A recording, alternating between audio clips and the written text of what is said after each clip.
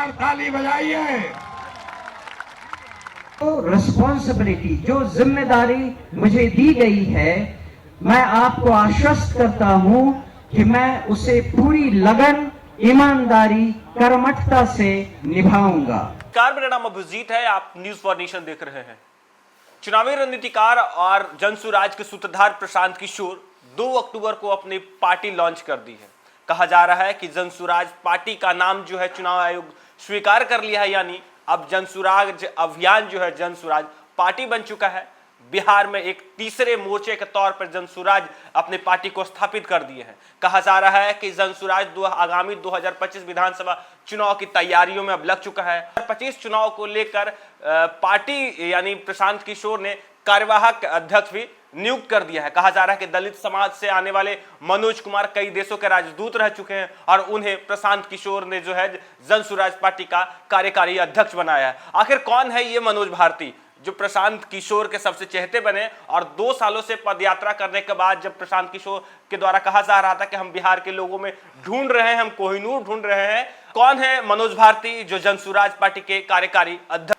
जनसुराज के सूत्रधार प्रशांत किशोर ने बुधवार को आधिकारिक रूप से पार्टी लॉन्च कर दिया। इसके साथ ही जनसुराज पार्टी ने दलित समुदाय से पहला अध्यक्ष बनाया है।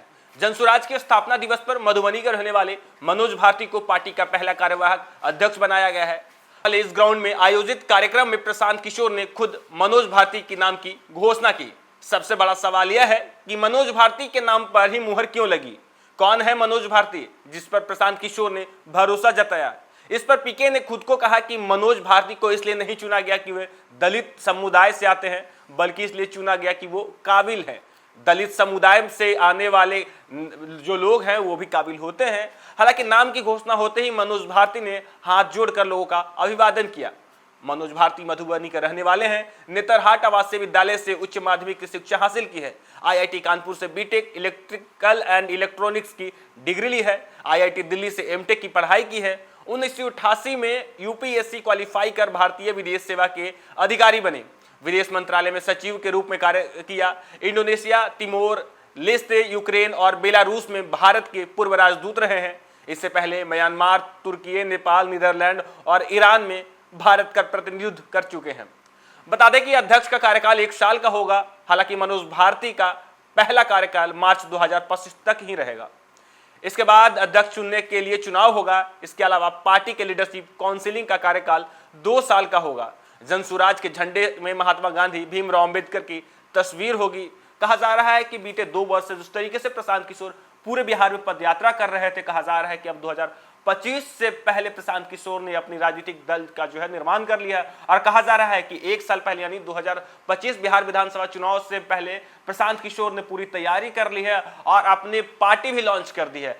पार्टी का कार्यकारी अध्यक्ष बना दिया गया है। कहा जा रहा है कि प्रशांत किशोर का जोर है 2025 चुनाव से पहले बिहार में हो रहे 4 उपचुनावों पे। उन्होंने मजबूती से कहा कि इन 4 विधानसभाओं पे जनसुराज पार्टी का जो है उम्मीदवार चुनाव लड़ेगा। हालांकि उन्होंने साफ कहा कि हमारी पार्टी जाति और धर्म से ऊपर उठकर शिक्षा और रोजगार के मुद्दे पे जो है चुनाव लड़ेगी। हालांकि जब मनोज भारती को प्रशांत किशोर ने खुले मंच से जो है जब कार्यकारी अध्यक्ष का नाम घोषित किया तो उन्होंने साफ कहा कि ये दलित हैं, सिर्फ इसलिए ये राष्ट्रीय कार्यकारी अध्यक्ष नहीं बन रहे, ये काबिल हैं, इनमें काबिलियत है और दलित समुदाय में भी लोग काबिल होते हैं और इसलिए इन्हें काबिलियत के तौर पर जो है हम इन्हें पार्टी के कार्यकारी अध्यक्ष बना रहे हैं। हालांकि इस समय कार्यकारी अध्यक्ष बनाते समय उन्होंने भरी सभा से मंच से जो है लोगों से अपील की, क्या हम इन्हें कार्यकारी अध्यक्ष बनाकर कुछ गलत कर रहे हैं?